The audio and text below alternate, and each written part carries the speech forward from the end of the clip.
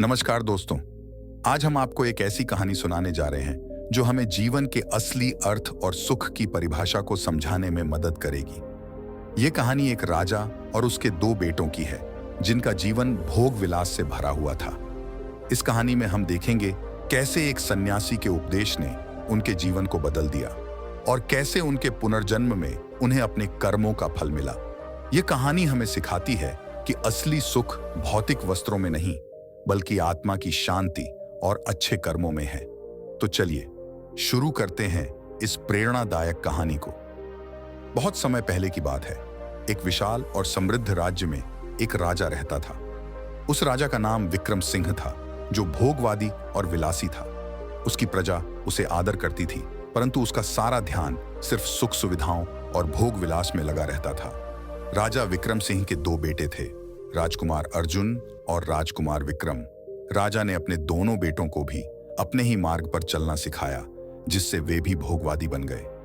राजा विक्रम सिंह का राज्य धन धान्य से परिपूर्ण था। महल में हर प्रकार के आरामदायक वस्त्र, स्वादिष्ट भोजन और मनोरंजन के साधन उपलब्ध थे। राजा का सारा ध्यान सिर्फ अपनी इच्छाओं और भोगों की पूर्ति में लगा रहता था।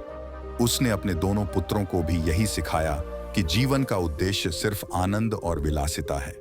राजा का जीवन विलासिता और भोगों से भरा था। उसके पास दुनिया की हर खुशी और सुख सुविधा थी। महल में दिन रात उत्सव होते रहते थे। सुंदर नर्तकियां, अद्वितीय वाद्य यंत्रों की ध्वनि और स्वादिष्ट भोजन की महक महल के हर कोने में फैली रहती थी। राजा विक्रम सिंह को इस भोगवादी जीवन से बहुत प्रसन्नता मिलती थी और उसने अपने दोनों पुत्रों को भी इसी रास्ते पर चलाया। राजकुमार अर्जुन और राजकुमार विक्रम अपने पिता के समान ही भोगवादी और विलासी बन गए। वे भी महल के अंदर ही अपने जीवन का अधिकांश समय बिताते थे, जिसमें वे तरह तरह के मनोरंजन और विलासिता का आनंद लेते थे। दोनों भाई अत्यंत आकर्षक दिखते थे और उनकी जीवन शैली भी राजा जैसी ही थी। उन्होंने कभी भी मेहनत और संघर्ष का अनुभव नहीं किया था। राजकुमार अर्जुन और विक्रम का दिन विलासिता में ही बीतता था। सुबह होते ही वे आरामदायक वस्त्र पहनते और अपने दिन की शुरुआत करते। नर्तकियों के नृत्य का आनंद लेते, संगीतकारों की मधुर ध्वनियों में खो जाते और स्वादिष्ट व्यंजनों का आनंद लेते। उनका जीवन एक सपने जैसा था, जिसमें कोई भी कठिनाई या संघर्ष नहीं था। एक दिन राजा विक्रम सिंह के महल में एक सन्यासी का आगमन हुआ। वह सन्यासी बहुत ही शांत और आत्मज्ञान से परिपूर्ण था। उसने राजा से मुलाकात की और उसे अच्छे कर्मों और धर्म की महत्ता के बारे में उपदेश दिया। सन्यासी ने राजा को बताया कि असली सुख भोग विलास में नहीं बल्कि आत्मा की शांति और अच्छे कर्मों में है। सन्यासी की बातें सुनकर राजा विक्रम सिंह थोड़ी देर के लिए सोच में पड़ गया। सन्यासी ने राजा को समझाया कि जीवन का सच्चा अर्थ भोग विलास में नहीं बल्कि आत्मा की शांति और अच्छे कर्मों में है। उसने कहा, राजा, तुम्हारा यह जीवन सिर्फ एक माया है। असली सुख तो आत्मा की शांति में है। अच्छे कर्म करने से ही जीवन का असली सुख मिलता है। राजा विक्रम सिंह को सन्यासी की बातें सुनकर थोड़ी देर के लिए समझ आई, परंतु उसका ध्यान फिर से अपने भोगों और विलासिता की ओर चला गया। लेकिन राजकुमार अर्जुन ने सन्यासी के उपदेश को गहराई से सुना और उसकी बातों से प्रभावित हुआ। उसने निर्णय लिया कि वह अपने जीवन में अच्छे कर्म करेगा और धर्म के मार्ग पर चलेगा। राजकुमार अर्जुन ने अपने जीवन में परिवर्तन लाने का निर्णय लिया। उसने सोचा, जीवन का असली उद्देश्य भोग विलास नहीं बल्कि अच्छे कर्म करना और दूसरों की सेवा करना है। उसने अपने पिता और भाई से अलग होकर धर्म और अच्छे कर्मों के मार्ग पर चलना शुरू किया। उसने अपने विलासिता के जीवन को त्याग दिया और साधारण जीवन जीने लगा। समय बीतता गया और एक दिन राजा के दोनों पुत्रों की आकस्मिक मृत्यु हो गई। यह घटना पूरे राज्य को हिलाकर रख दी। राजा और रानी का दुख असहनीय था, परंतु जीवन की सच्चाई को स्वीकार कर उन्होंने अपने पुत्रों की आत्मा की शांति के लिए प्रार्थना की। राजकुमार अर्जुन और विक्रम की मृत्यु ने राजा विक्रम सिंह को भी गहरा आघात पहुंचाया। राजा विक्रम सिंह ने अपने पुत्रों की आत्मा की शांति के लिए विभिन्न धार्मिक अनुष्ठान करवाए। पूरे राज्य में शोक का माहौल था। लोगों ने राजकुमारों की मृत्यु पर शोक व्यक्त किया और उनके आत्मा की शांति के लिए प्रार्थना की। राजा विक्रम सिंह का हृदय टूट गया था, लेकिन उसने अपने पुत्रों की यादों को संजोकर रखने का निर्णय लिया। राजा के दोनों पुत्रों का पुनर्जन्म हुआ।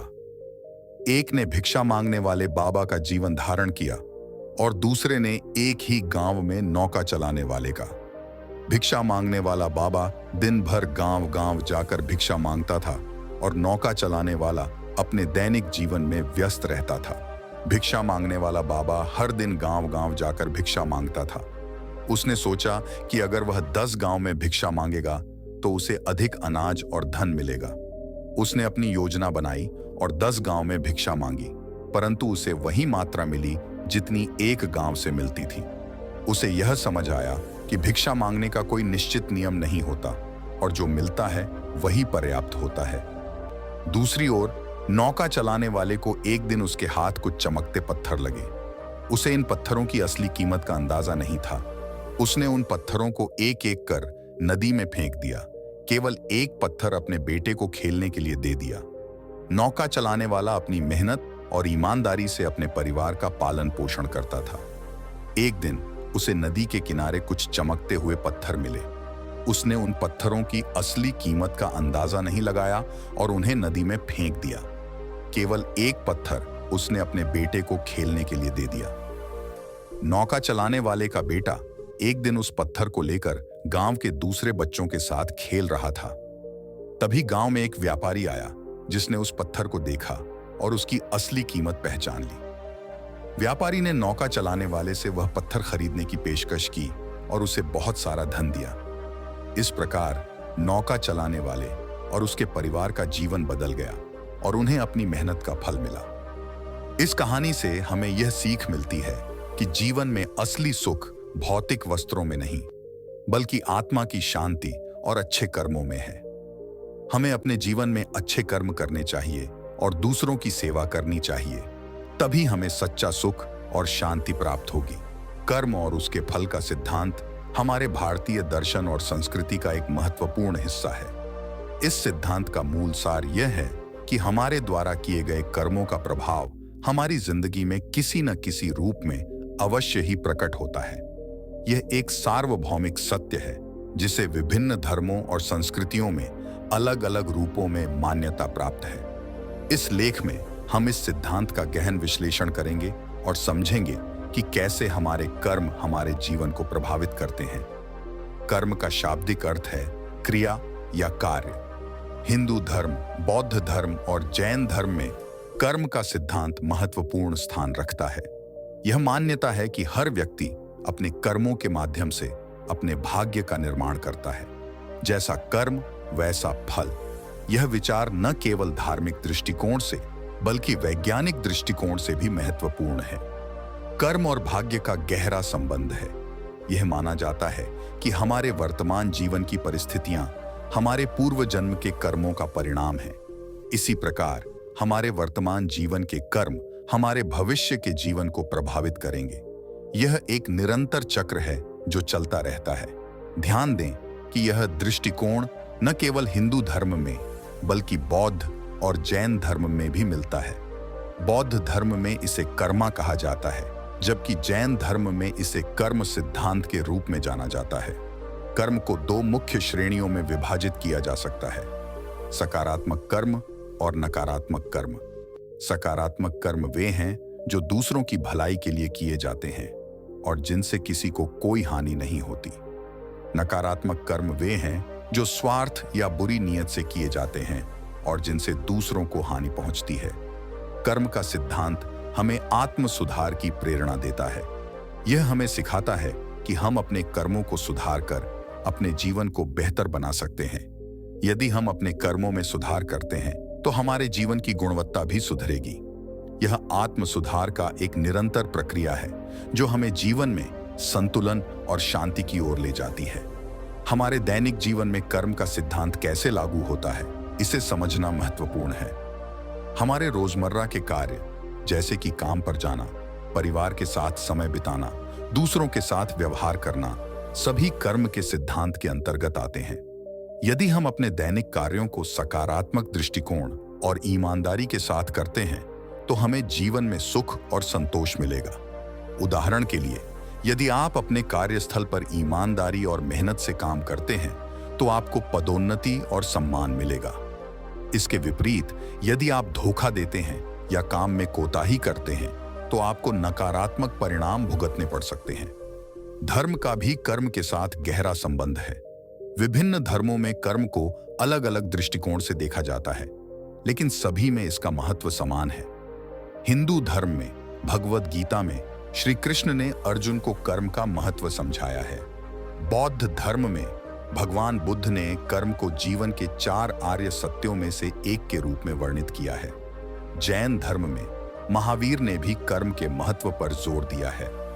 आधुनिक समाज में भी कर्म का सिद्धांत प्रासंगिक है। आज के समय में जब लोग तेजी से बदलते जीवन शैली और तनावपूर्ण परिस्थितियों का सामना कर रहे हैं, कर्म का सिद्धांत उन्हें संतुलन और शांति पाने में मदद कर सकता है। यदि हम अपने कर्मों को सकारात्मक और नैतिक रूप से सही दिशा में मोड़ते हैं तो हम अपनी जिंदगी को बेहतर बना सकते हैं। कर्म के सिद्धांत को वैज्ञानिक दृष्टिकोण से भी समझा जा सकता है। न्यूटन के तीसरे नियम के अनुसार हर क्रिया के बराबर और विपरीत प्रतिक्रिया होती है।